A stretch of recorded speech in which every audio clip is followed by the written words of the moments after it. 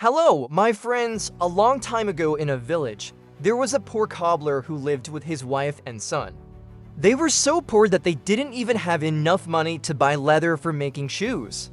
One day, the cobbler's wife told her husband, "I think we should go into the forest and collect some animal skins, so that you can make us some money by selling the shoes." The cobbler agreed with his wife, and the two of them went deep into the forest. As they walked deeper and deeper into the forest, the woman began to get scared. She said to her husband, "I don't think this is a very good idea. What if we run into some wild animals?" "I'm scared," the cobbler said to his wife. "Don't worry, I have an idea.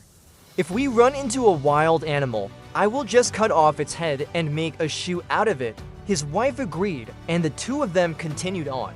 After a while, they saw a deer, and the woman started screaming, "A deer! A deer!" But the cobbler stayed calm and said, "Don't worry, I will make a shoe out of its hide."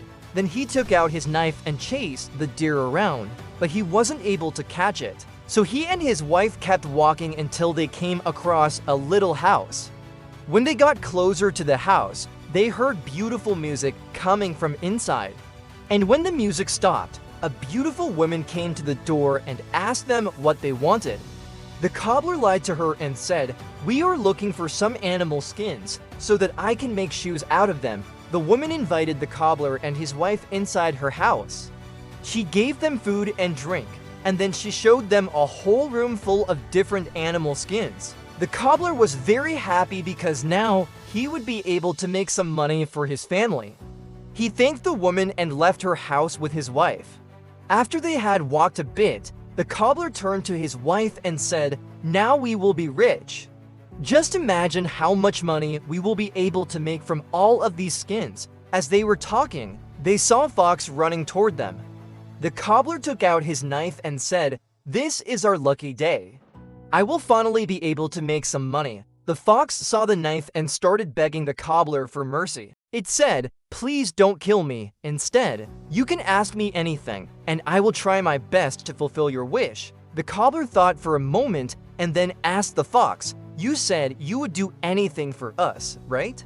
The fox replied, "Yes, I will do anything." The cobbler said, "Then take these skins and make them into shoes for my son.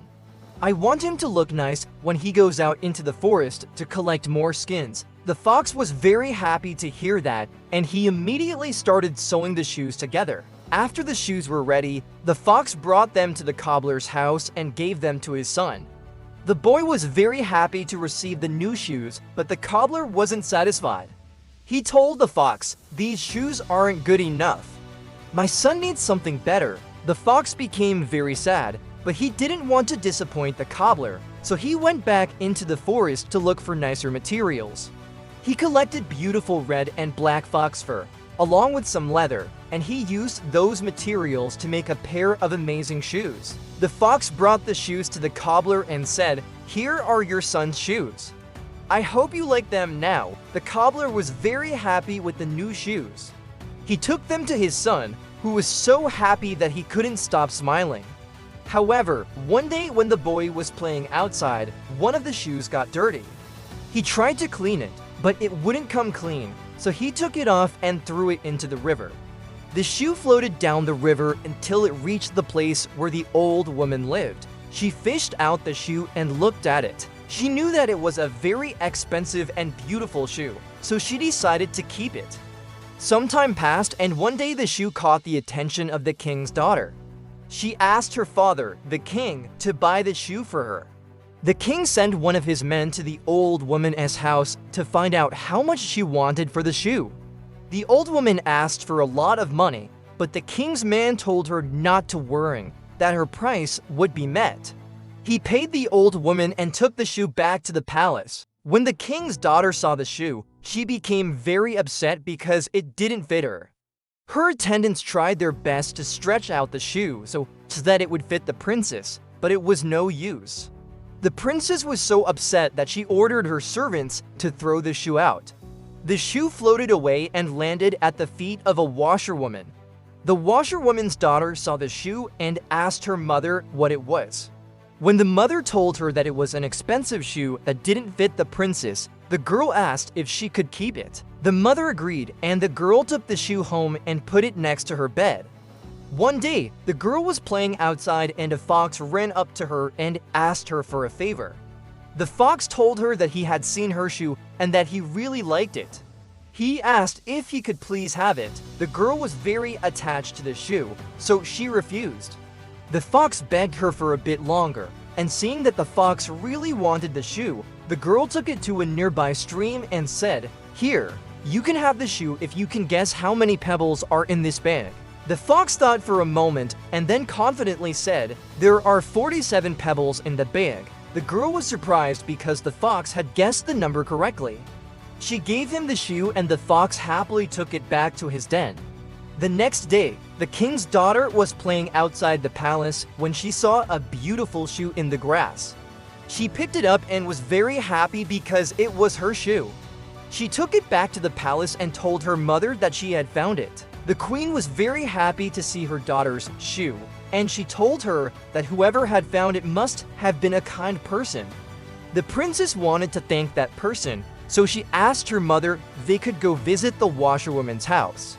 When they arrived at the washerwoman's house, the princess gave her a bag of gold coins.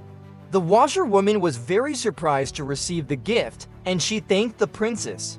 The princess then asked the washerwoman's daughter if she knew whose shoe this was. The girl was a bit scared when she first saw the princess, but when the princess asked her about the shoe, she told her everything that had happened. When the princess heard that a fox had returned the shoe, she became very interested. She asked the girl if she could take her to the stream where she had made the deal with the fox. The girl agreed, and when they got to the stream, the princess sat down on a stone and called out, "Oh, Mr. Fox, Mr. Fox," hoping that the fox would come to her. However, the fox didn't come. The princess waited a bit longer, but when the fox still didn't appear, she got very upset. She stood up and said, "If you don't come here right now, I will order my men to dig up your den and tear it apart," she shouted. When the fox heard the princess's threat, he came out of the bushes and said, "What did you say? What did you say?" The princess repeated her question, and the fox replied, "I already gave that shoe to someone else." The princess was very angry, but she didn't want to show the fox that she was mad. She calmly asked, "Who did you give it to?"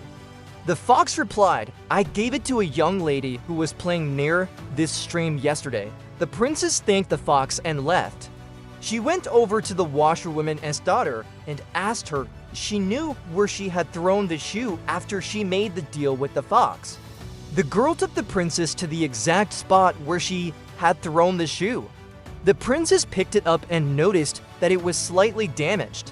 She took it to the palace and ordered her tailors to fix it. After the shoe was repaired, she put it on and was very happy with how perfect it fit. From that day on, the princess wore the shoe whenever she played outside the palace.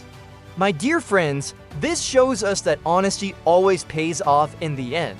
If the fox hadn't been honest with the princess and told her that he had given the shoe to the washerwoman's daughter, he would have gotten into big trouble. But because he was honest, the princess was able to get her shoe back, and she also made a new friend. Now, my dear friends, it's time for you to tell me which part of the story was your favorite. You can tell me in the comments. I will read your comments with great interest. Please subscribe if you haven't already done so. Thank you, bye-bye.